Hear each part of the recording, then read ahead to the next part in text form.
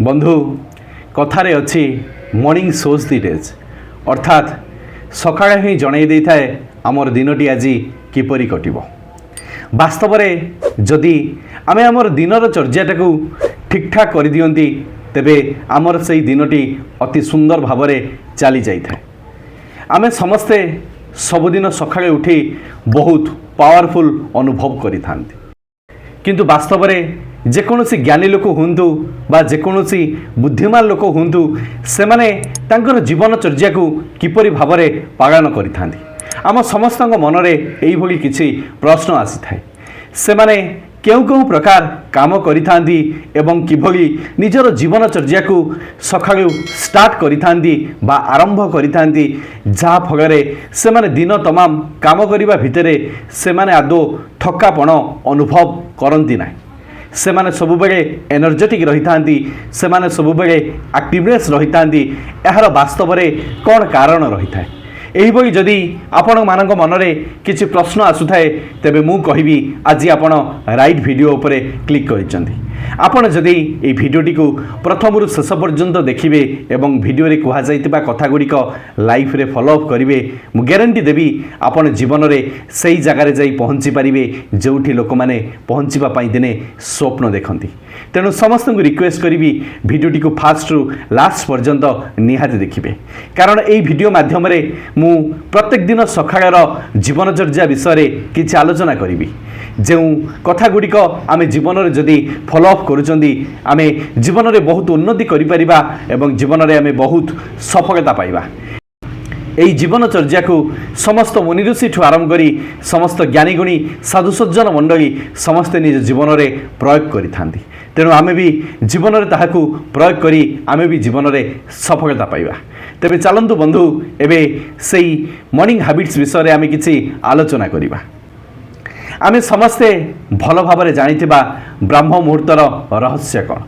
जदि ब्रह्म मुहूर्त आमे बिछोना छाड़ुचंदी आमे सही समय सजाग रोचंदी, आमे सही समय मेडिटेशन करुचंदी, आमे किछि उन्नत मानर कथा चिंता करुचंदी, आमे पॉजिटिव वाइब्रेशन भितर रोचंदी, तेबे आमर जीवनर धारा निहाती बदली जाए। आमे सही मुहूर्त को आदौ यूटिलाइजेशन करंदी नाही।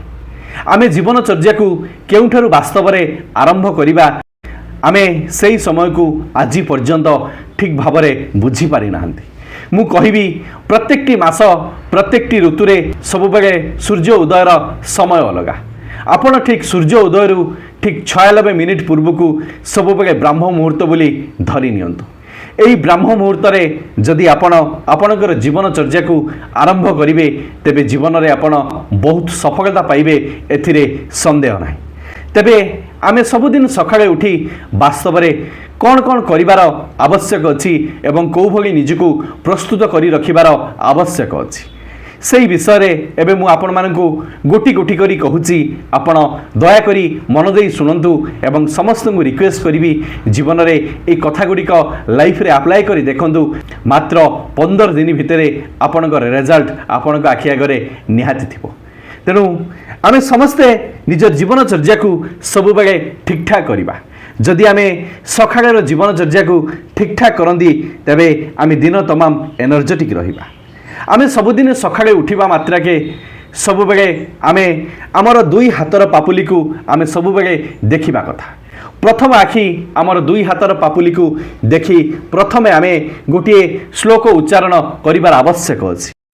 कराग्रे बसती लक्ष्मी कर मध्य सरस्वती करमूले स्थित गोविंद प्रभात करे दर्शनम। यही श्लोकटी को आमे दुई हाथर पापुली को देखी आमको उच्चारण करिवार आवश्यक अछि। आमे यही श्लोकटी को उच्चारण कर सारिबा परे आमे सबुबेले शांत भावरे किछि समय बसिबार आवश्यक अछि। यही शांत भावरे जेतेबेले आमे बसिबा याकू मेडिटेशन बा ध्यान कहा जाए। आपण माने भल भाव में जानिथिबे ज्ञान आउ ध्यान ये दुईटी ही जीवनर सबु द्वार को आमर खोली दे थाए। आमे जेतेबेले ध्यान रे बसिबा आमे जदि वास्तव में ध्यान कौन जानी नाहंती तेबे आमे आमर जो निश्वास प्रश्वास नौचंदी ताकू आमे अनुभव करिबा एवं मन को स्थिर रखिबा पई चेष्टा करिबा। सेतेबेले साधारणतः किछि समय परे आम मन मस्तिष्क रे एणु तेणु कथा आसी पारे। ସେଥିପାଇଁ ସବୁଠାରୁ ସୁନ୍ଦର ବାଟ ହେଉଛି ଆମେ ସେତେବେଳେ ଟିକେ ଓମ୍କୁ ଜପ କରିବା। ଯଦି ଆମେ ସବୁବେଳେ ଓମ୍କୁ ଜପ କରିବା, କାରଣ ଓମ୍ରେ ଯେଉଁ ଶକ୍ତି ଅଛି ଆପଣମାନେ ଭଲ ଭାବରେ ଜାଣିଥିବେ, ଓମ୍ରେ ଅଛି ଆଦି, ଓମ୍ରେ ହିଁ ଅନ୍ତ। ତେଣୁ ଆମେ ସମସ୍ତେ ଓମ୍କୁ ଜପ କରିବା। ଆମେ ଧୀରେ ଧୀରେ ଆମର ନିଶ୍ୱାସକୁ ନେବା, ପ୍ରଶ୍ୱାସକୁ ଛାଡ଼ିବା। ସେହି ସମୟରେ ଯଦି ନକାରାତ୍ମକ କଥା ମନ ଭିତରକୁ ଆସେ, ଯଦି କିଛି ଖରାପ କଥା ଆମ ମାଇଣ୍ଡ ଭିତରକୁ ଆସେ, ତେବେ ଆମେ ନିଜେ ନିଜେ ଆମ ନିଜ ସହିତ କଥା ହେବା ଯେ ତୁ କ'ଣ ପାଇଁ ଏପରି ଖରାପ କଥାକୁ ଆଲୋଚନା କରୁଛୁ, ତୁ କ'ଣ ପାଇଁ ଏପରି ଖରାପ କଥାକୁ ତୁ ଏବେ ବସି ଭାବୁଛୁ। ଏଭଳି କିଛି ଭାବିବାର ଆବଶ୍ୟକ ନାହିଁ।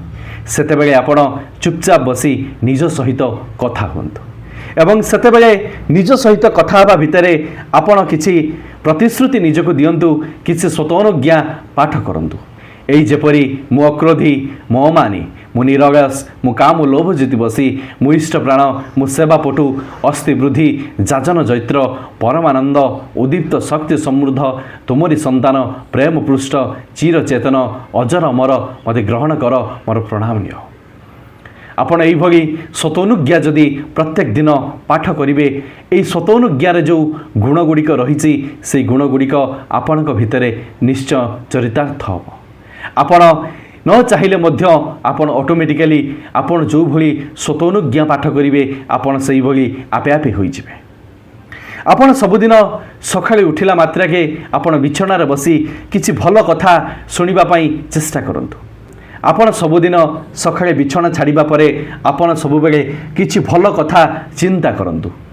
ସବୁବେଳେ ପଜିଟିଭ୍ ଚିନ୍ତାଧାରା ମଣିଷକୁ ବହୁତ ତା'ର ଉର୍ଜାର ଶକ୍ତିର ବିକଶିତ ହୋଇଥାଏ। ଆପଣମାନେ ଭଲ ଭାବରେ ଲକ୍ଷ୍ୟ କରିଥିବେ, ଆମେ ଯେତେବେଳେ କିଛି ଖରାପ କଥା ଚିନ୍ତା କରିବା, ଆମେ ଯେତେବେଳେ କିଛି ଖରାପ କଥା ଭାବିବା, ସେତେବେଳେ ଆମର ବଡି ଟିକେ ୱିକ୍ ଲାଗିଥାଏ। କିନ୍ତୁ ଯେତେବେଳେ ଆମେ ପଜିଟିଭ୍ କଥା ଭାବିବା, ଆମେ ପଜିଟିଭ୍ କଥା ଚିନ୍ତା କରିବା, ସେତେବେଳେ ଆପଣ ଫିଲ୍ କରିଥିବେ ଆପଣଙ୍କୁ ସବୁବେଳେ ଏନର୍ଜେଟିକ୍ ଲାଗିଥାଏ। ସେଥିପାଇଁ ଆପଣ ସବୁଦିନ ସକାଳୁ ବସି କିଛି ଭଲ କଥା ଚିନ୍ତା କରନ୍ତୁ। ଯଦି କିଛି ଶୁଣିବା ପାଇଁ ଇଚ୍ଛା ହେଉଛି, ତେବେ ଭଲ କଥା ହିଁ ଶୁଣନ୍ତୁ, ମୋଟିଭେସନଲ କଥା ହିଁ ଶୁଣନ୍ତୁ ଏବଂ ନିଜକୁ ନିଜେ କିଛି କଥା କହିବା ପାଇଁ ଚେଷ୍ଟା କରନ୍ତୁ।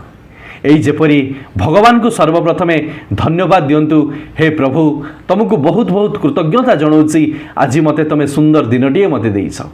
এই ସୁନ୍ଦର ଦିନରେ ସବୁବେଳେ ମୋ ପାଖେ ପାଖେ ରହି ମୋର ପ୍ରତ୍ୟେକଟି ବିପଦାପଦରୁ ମୋତେ ଉଦ୍ଧାର କରିବ। ଆଜି ଜୀବନରେ ମୁଁ ଯାହା ବି କିଛି ଭୁଲ କରିବି ମୋତେ କ୍ଷମା କରିଦେବ ଏବଂ ପ୍ରତ୍ୟେକଟି ମୁହୂର୍ତ୍ତରେ ତୁମେ ତୁମ ହାତ ଧରି ମୋତେ ମୋ କର୍ମ ପଥରେ ଆଗେଇ ନେବ। ପ୍ରତ୍ୟେକଟି ମୁହୂର୍ତ୍ତରେ ମୋ ପାଖରେ ରହି ତୁମେ ମୋର ସାହସ ବଢ଼େଇବ, ଶକ୍ତି ବଢ଼େଇବ। ପ୍ରତ୍ୟେକଟି ବିପଦ ଆପଦରୁ ଆଜି ମୋତେ ପ୍ରଭୁ ରକ୍ଷା କରିବ। এইভাবে কিছু কথা প্রভুঙ্কু কহিসারিবা পরে প্রণামটিয়ে করি আপন এবে নিজকু নিজে কিছু প্রতিশ্রুতি দিয়ন্তু এবং নিজ সহিত কিছু কথা হুয়ন্তু। এই যেপরি মু সুস্থ অছি, মু নিরোগ অছি, মু সবুদিন এইভাবে সুস্থ থিবি, নিরোগ থিবি। ଆପଣ এই কথাକୁ କହିଲା ଭିତରେ ଆପଣ ସବୁବେଳେ ସେଇ କଥାଟିକୁ ଫିଲ୍ କରିବା ପାଇଁ ଚେଷ୍ଟା କରିବେ ଏବଂ ତାକୁ ଭିଜୁଆଲାଇଜେସନ୍ କରିବା ପାଇଁ ଚେଷ୍ଟା କରିବେ, କାରଣ ଫିଲ୍ ଆଉ ଭିଜୁଆଲାଇଜେସନ୍ ଭିତରେ ବହୁତ ଶକ୍ତି ଥାଏ, ବହୁତ ଉର୍ଜା ଥାଏ।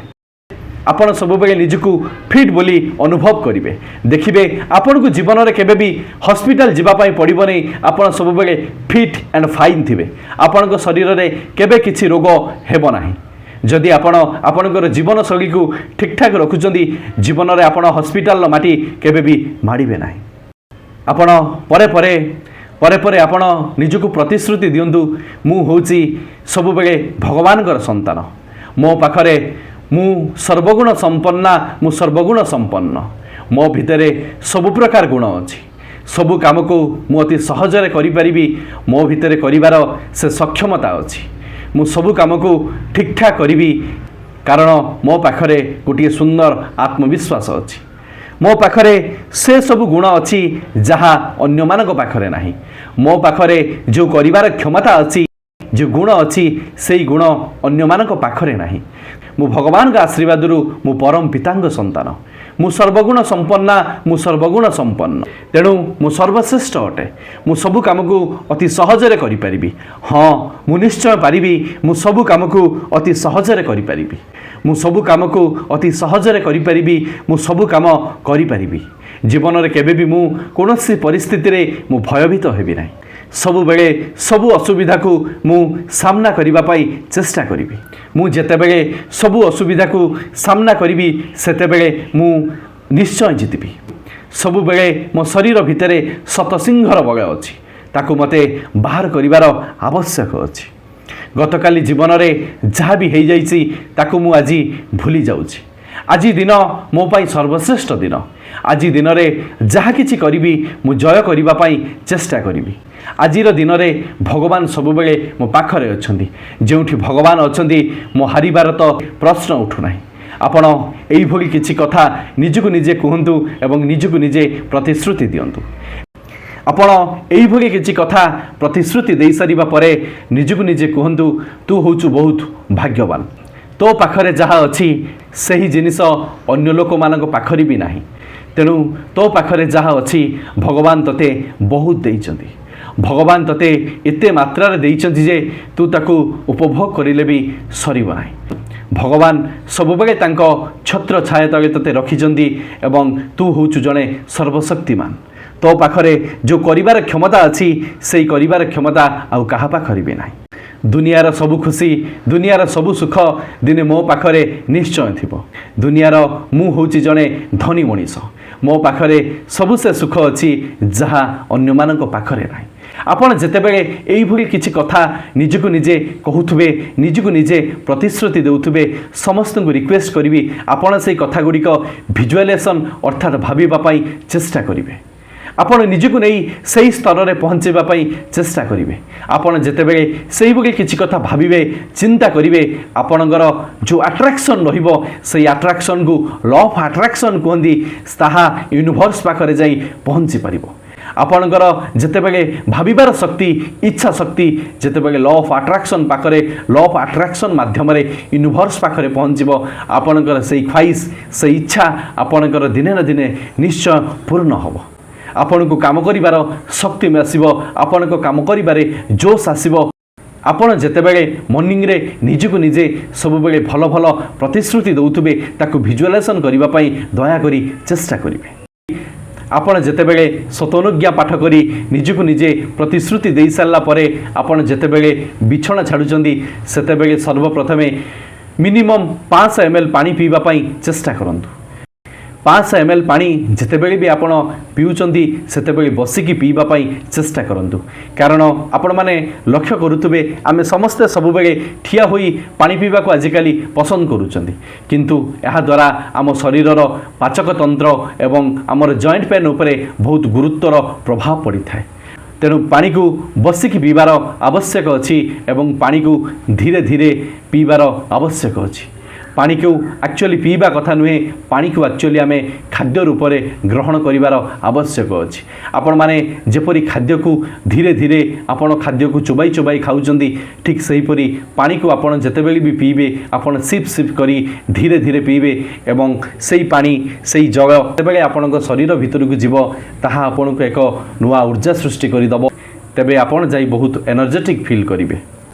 आपण जेतेबेले पानी पी सारुचंदी सेतेबेले आपण नित्यकर्म आरंभ करि दियंतु एवं नित्यकर्म सारी देई आपण योग प्राणायाम करंतु।